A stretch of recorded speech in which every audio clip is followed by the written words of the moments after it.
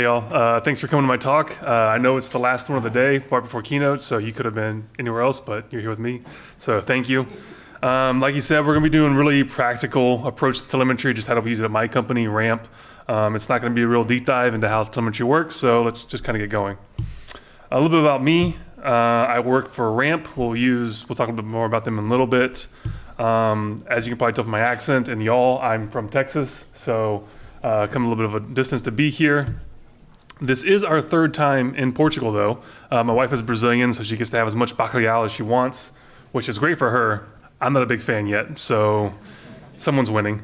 And then probably the thing you most care about is I love Elixir. I've been doing it for about 6 years now, but this is my first talk and my first time at the EU conference, so I'm excited to be here. Like I said, this is not going to be a deep dive into telemetry. If you really want to know about the internals of how it works, I really recommend Sophie Di Benedetto's talk from 3 years ago. She did an excellent job just kind of explaining all the different parts of it and all those other good things. So really, if you want to get a deep dive into that, go watch her talk. But what we are going to do is kind of walk through just some practical examples. The idea of this talk kind of came from a place of we were instrumenting one of the services at Ramp, and I read the documentation, kind of some examples from the docs right here, and it made a lot of sense. Like the functions look great, really easy to use. And you could see that like Phoenix was already instrumented perfectly and Ecto was already instrumented perfectly, and you could export those really simply. But what about like if I wanted to capture my own business metrics? Like how do I do that? How do I use telemetry for those purposes? And so that's kind of where we're going with this talk. How did we solve a couple problems that we had? Hopefully it's something that you guys are maybe dealing with too and that you can learn from. So Ramp, this is where I work. We are 4 years old as of like a couple weeks ago, I think. My boss is here in the audience. We are a spend management automation platform. Basically, our main offering is a corporate card that helps you control your employees' spend by setting restrictions and limits and stuff like that.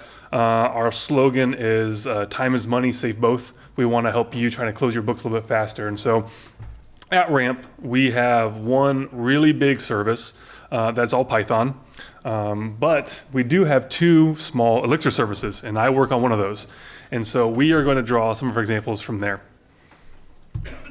We're going to be talking about the authorizer service, which is the one that I work on.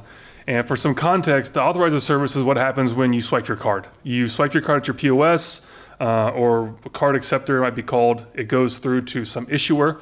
In this case, we use Marqeta and Stripe, whoever else might be in the future, I don't know. And then they come to us. And so this is why we use Elixir for this particular purpose is, as you can imagine, as you're swiping your card, you want to get a response back pretty quickly, right? You want to know if your transaction passed or not instead of just sitting there.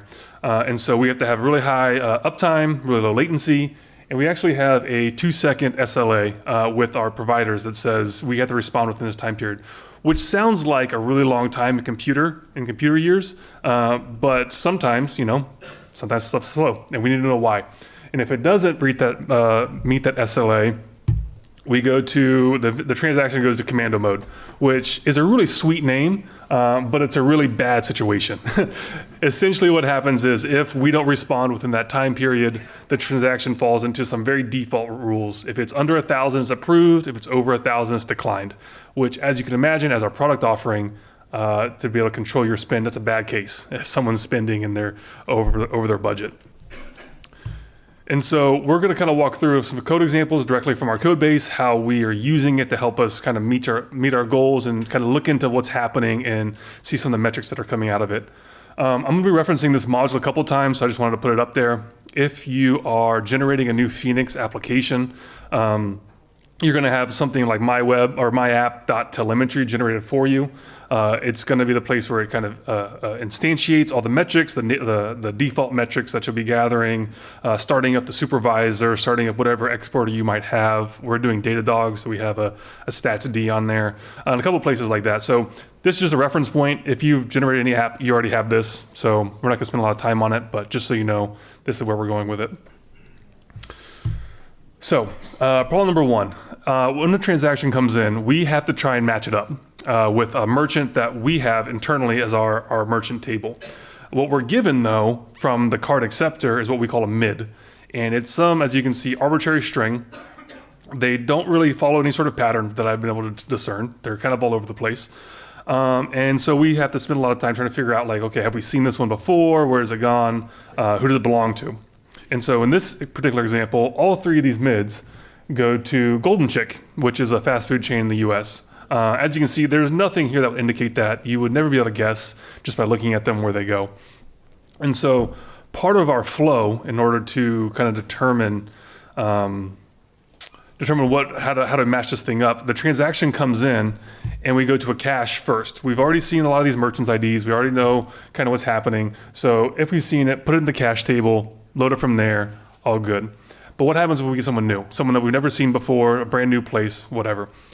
We then do a historical lookup, which is basically we look back through all of our transactions and say, have we seen this before? Maybe we have, maybe we can figure out where it is. Let's make a guess. And so as you can imagine, that's gonna be a lot longer, a lot more unperformant for us. But I guess the real question is, how do we know how often this is happening? How do we know how often we're going to this place? That's the real question here. We wanna definitely prefer the cache, but we need to find a way to know when we're going to the cache and when we're not.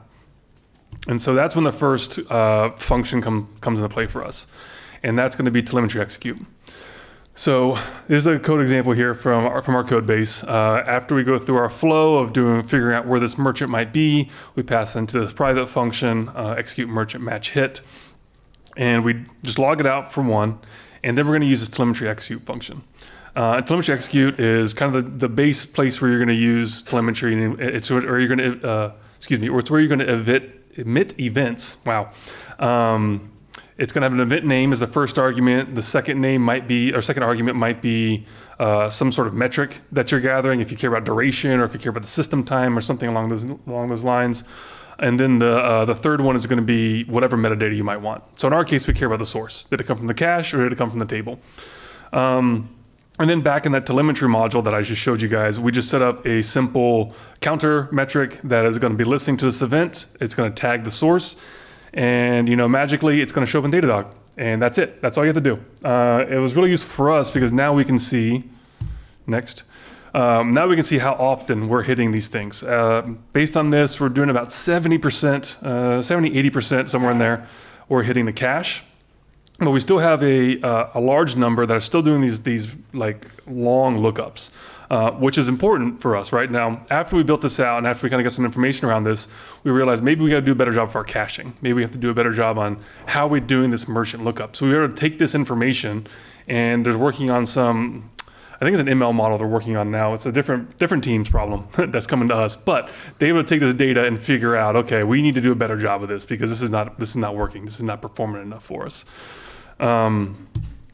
But as I was writing this, I realized there's a way to refactor it and also show you another cool feature of telemetry while we're at it. So same example as before, same exact private function, execute merchant match hit, same exact counter. However, I pulled the logger out. And so I think this is probably a good standard to have, is to put it into some sort of handler module. In this case, it's part of our execution flow. So I call it the execution handler. I define a public function called attach, where we are just going to attach, in this case, just one event, one telemetry event. But assuming you had many throughout your pipeline, you could put them all in the same place and then just call authorizer.execution handler.attach within your application, application.exs. And it would just start them all up for you in one place. And then we also define a handle event, which again, completely arbitrary. You can name whatever you want, but I feel like the handle _x is kind of common within our sphere. So I think it's a good pattern to follow. Pattern match on the event, and then we have the same logging that we saw before. Honestly, if you're trying to play code golf, this isn't the best way, right? Like, this is a lot of extra code to do the exact same thing. But it does give you a couple cool protections, and so we'll look at one of those. Assuming for whatever reason, I pass into my merchant match hit function a number instead of a string or an atom, I'm gonna get a problem here. It's gonna blow up. And now what happens with telemetry, which I found really helpful and very, very useful, is if you were to do something like this. In this case, it's very contrived. But if you do somehow pass the wrong information to your handler, it's just going to detach. It's not going to blow up your application. It's not going to slow anything down. And it's only going to detach one time. So it's not going to keep trying to call the same exact event listener over and over and over again, flood your logs and crash everything, right? It only happens one time. And so this gives you a nice error. It's the same stack trace as before. It's just going to surface it one time, let you handle it, and then you can come back and redeploy your application, reattach, and all that good stuff. However, this is something else we discovered as we were working through our telemetry stuff, through our execute, is just because it is emitting an event, it is not asynchronous. So this is a really big foot gun that you probably want to be keep in mind. Whenever you do a telemetry execute, it's going to run through every listener that's attached, and then it doesn't synchronously within the same PID. So as you can see in this contrived example, we're sleeping in one of these handle events for a second, and we don't get our OK from the original function until it's finished running all those things. And so if you're thinking, hey, I can emit this event and I can just handle it later in some asynchronous process, like it's not going to work. It's in the same band. So you want to use a task, you want to use a gen server or something like that, if you're going to do some hardcore calculations or some sort of big processing. Problem number 2 that we had to deal with, this is in a different service, but I stole it, so we're going to keep it. We use Apache Airflow to let us know when some of our upstream data is ready, once it's finished processing from our data scientists using dbt. And they post a message to us saying, hey, data's ready, you can go fetch it now. But what happens if they don't let us know the data's ready? We can get into a state where we don't know that something's not there.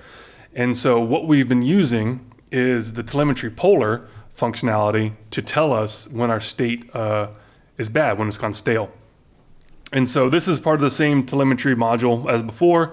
Again, if you've generated this is already set up for you. It's just a telemetry polar dependency that listens to some sort of periodic measurements on a period of about 10 seconds. Inside your periodic measurements, you're just going to define your MFA for what needs to be called every 10 seconds. In this case, we have a very particular module that's just going to be called every 10 seconds. It's going to be given a certain pipeline, and that pipeline is going to get checked inside the function. What's important to know about the polar, and kind of a gotcha, is you still have to execute inside whatever that function is to get the event. It's not like it just generates it for you. So inside of ours, we are going to be generating an event that tells us the duration since the last completed at, and then whatever the pipeline name is. And I think in this case, we have maybe 1 or 2 pipelines that are actually using this. But because we're exporting it with a metric here, a summary of the duration, we're able to set up a Datadog alert. And so every time something goes wrong, before what was happening was it would stop reporting to us and we would have no idea. But with the summary being published, we can now set up a Datadog alert. It's going to be listening for this metric. Once we hit, I believe it's an hour, it's going to send off a flag into our Slack, let us know, hey, something's wrong. And we did this all with just telemetry. We didn't need to create any extra database tables or anything else like that to set this up. One of the other things I want to talk about, and it really didn't solve a problem, but I thought it was really cool as we were going through this, is this built-in function telemetry called span. So telemetry.span gives you a lot of really cool things kind of out of the box, especially if you're doing a lot of like duration calculations within your code base. It follows more or less the same function definition as like a execute does. You have an event name here. You have some sort of initial metadata that you want to pass it, and then a callback function. Within that callback function, you would just reply with it's a tuple, and the tuple is going to have the first arguments, whatever value you really care about, and the second value is going to be whatever metadata you want to have into at the end of the function run. In this case, we're doing some modifications on the decision, so it looks kind of similar, but it's changing. Trust me. What happens though, because you've wrapped this thing in span, is it's going to generate 3 very distinct events for you. It's going to populate a start, a stop, and an exception. You can attach many onto all these events, and then you can handle them one by one. We'll look at all three of them because I think it's pretty cool. The start event gives you whatever the system time was at the start of the event. Maybe that's something that you want to use. It also uses whatever metadata that was given to it. We use it for logging when something starts right now, and then at the stop event, we log that we finished and whatever the finished data was, so we can do a comparison.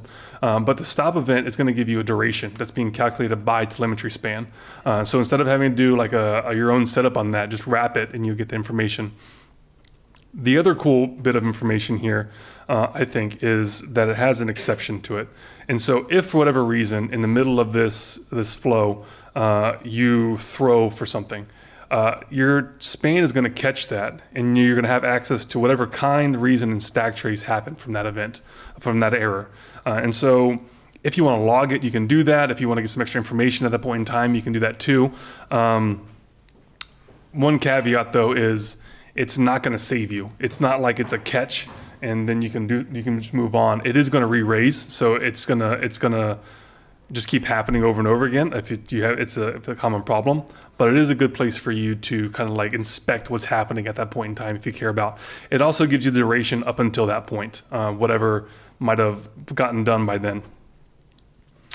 And then one of the things I really want to highlight as we wrap up here is when you're looking at telemetry events and listening to them and within your own application, really rely on the community. All of these packages already have a lot of telemetry events in them. You can listen to all of them. As we've shown before, you can have multiple listeners to the same event, so it's not like it gets in the way. If there's anything that you want to like inspect more, just feel free to build a handler for that and listen. And we do it within Phoenix and I think within Oban as well. And if you are somehow maintaining a package, think about how you can do the same thing for your users. It's really easy to do. It doesn't really cause take a lot of bandwidth, but it's just super helpful. And then I'm done. So I just want to thank all of you for coming. Like I said, it's my first time, so I really appreciate you just coming out and listening to me ramble. I thank my team for sending me, and then for Pablo and Amos for listening to me practice. So that's it. That's all I got.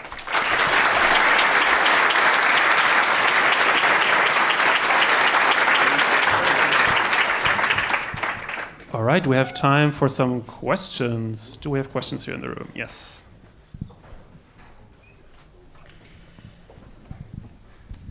Thanks for the talk. I was wondering if you can give some indication of how many metrics you collect and the overheads, this sort of costs. As far as overhead, I don't have a metric for that, but I haven't seen any. So if it's there, it's negligible. We have a whole dashboard collecting, I don't know, I want to say we have 9 different dashboards listening to all these different events. Most of them are already being, like I said, pre-generated by these packages within our own code base and the events that we're emitting. I think maybe we have 5 or 6 very particular ones. And we often do them for like one-offs. If we want to see how something's performing for a small period of time, we'll quickly attach something, listen to it, log it for a little bit, and then once we're done, we'll just strip it out. Because there's no overhead to emitting the event if you're not listening.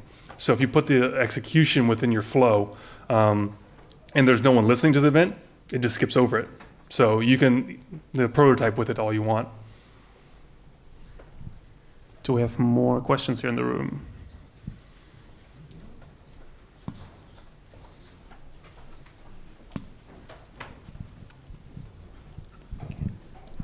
Thank you for the talk. So I just was wondering if you're using Datadog or Grafana to like view the metrics. Datadog. Yeah. All right, we have time for another question. Do we have one?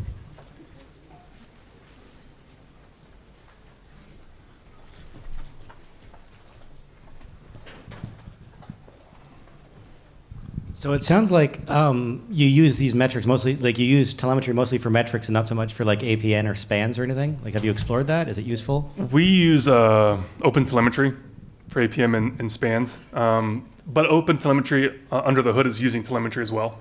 It's tracking all the same events. It's more, they have the same name, which is kind of confusing, but telemetry, Erlang telemetry is much more lower level. So you can get a lot more out of it if you're just trying, like I said, capture a couple key stats or whatever like that. And that's mostly what you use this for metrics? Yeah. More than like flame glass Yeah. All right, then everybody, please give it up again for Zac Barnes.